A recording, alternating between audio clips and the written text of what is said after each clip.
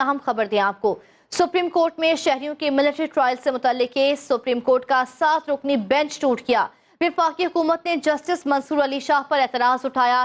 Chief justice Umar Ata Bandial समाअत के लिए नया बेंच तश्कील देंगे। मिलिट्री कोर्ट ट्रायल केस की समाअत कुछ देर में होगी। चीफ जस्टिस उमर अता बंदियाल ने रिमार्क्स दिए कि हमारी हुकूमत हमेशा बेंच की तश्कील पर बात करती है। कभी कहा जाता है बेंच दुरुस्त नहीं बनाया गया, हमने हमेशा तहम्मुल का मुजाहरा किया है। सुप्रीम कोर्ट में शहरियों के मिलिट्री ट्रायल से मुताल्लिक सुप्रीम कोर्ट का 7 रुकनी बेंच टूट गया। वफाकी हुकूमत ने जस्टिस मंसूर अली शाह पर एतराज उठाया। चीफ जस्टिस उमर अता बंदियाल समाअत के लिए नया बेंच तश्कील देंगे। मिलिट्री कोर्ट ट्रायल केस की समाअत अब से कुछ देर में होगी। चीफ जस्टिस उमर अता बंदियाल ने रिमार्क्स दिए कि हमारी हुकूमत हमेशा बेंच की तश्कील पर बात करती है। कभी कहा जाता है बेंच दुरुस्त नहीं बनाया गया, हमने हमेशा तहम्मुल का मुजाहरा किया। तफसीलात जानेंगे नुमाइंदा सुनो न्यूज़ अदील सरफराज से। जी अदील, अभी तक क्या रिमार्क्स सामने आए? जी, अब क्योंकि बेंच टूट चुका है, 7 रुकनी लार्जर बेंच बनाया था चीफ जस्टिस की सरबराही में। 7 रुकनी लार्जर बेंच ने 2 मुख्तलिफ समाअतें भी की, मगर जस्टिस मंसूर अली शाह पर आज अटॉर्नी जनरल ऑफ पाकिस्तान ने वफाकी हुकूमत की जानिब से एतराज जब उठाया तो वो बेंच से अलहदा हो गए और अब बेंच एक मरतबा फिर टूटा है। 6 कुर्सियां दोबारा से कमरा अदालत नंबर 1 में लगा दी गई हैं।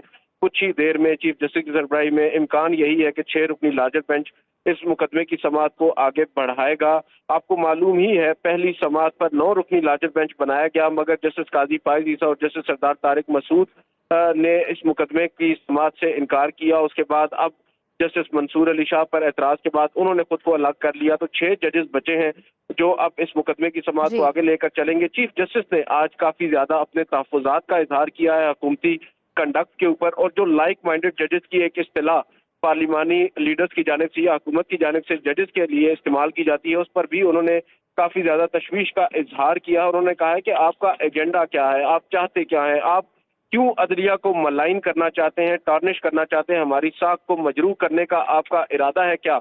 उन्होंने अब अटॉर्नी जनरल ऑफ पाकिस्तान को यहाँ पर बार बार इस बात पर जोर दिया कि आपकी हम कदर करते हैं, आप एक अच्छे वकील हैं, मगर जिस तरह के आप लोग एतराज उठा रहे हैं, कभी आप बेंचेस पर एतराज उठाते हैं, कभी आप जजेस के तनासुब और फैसलों में दिए गए फैसले जो है उनके तनासुब पर बात करते हैं, 3-4 4-3, और अब आकर आप जो है वो जज पर फिर एतराज उठा रहे हैं।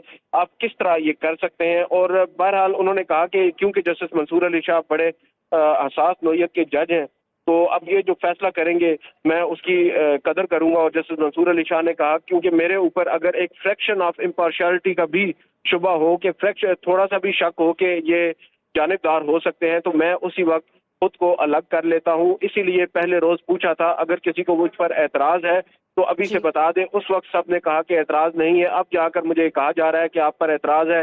बावजूद इस सब के मैं खुद को बेंच से अलग करता हूं। अब दोबारा से बेंच आएगा, समाअत का आगाज होगा तो मालूम पड़ेगा मुकदमा किस करवट बैठता है। अच्छा दिल, ये कहिएगा कि वफाकी हुकूमत ने जस्टिस मंसूर अली शाह पर एतराज उठाया, उसके बाद उन्होंने खुद को इस बेंच से अलग कर लिया, किसी और पर भी एतराज उठाया गया है? जी, अभी तक किसी जज पर एतराज नहीं उठाया गया। जस्टिस मंसूर अली शाह के ऊपर जो जवाब बताया जा रहा है वो ये है कि उनकी रिश्तेदारी है एक petitioner former chief justice Jawad Khawaja साहब के साथ। उसको जवाब बनाते हुए उन्होंने कहा कि अब उनको इस बेंच में नहीं बैठना चाहिए। इसके अलावा किसी भी फाजिल जज के ऊपर फिल वक्त कोई एतराज नहीं उठा। माजी में आपको याद होगा यही जजेस थे, जस्टिस एजाजुल हसन थे, justice Munib Akhtar, justice Mazahir Ali Akbar Naqvi, even chief justice of Pakistan पर भी एतराज उठाया गया था, मगर इस मुकदमे में अभी तक हुकूमत की जानिब से इनमें से किसी और जज पर कोई एतराज नहीं सुप्रीम कोर्ट उठाया। का 7 रुकनी बेंच टूट गया है। आपने इस मुतालिक डिटेल से बताया। दिल सरफराज, आपका शुक्रिया।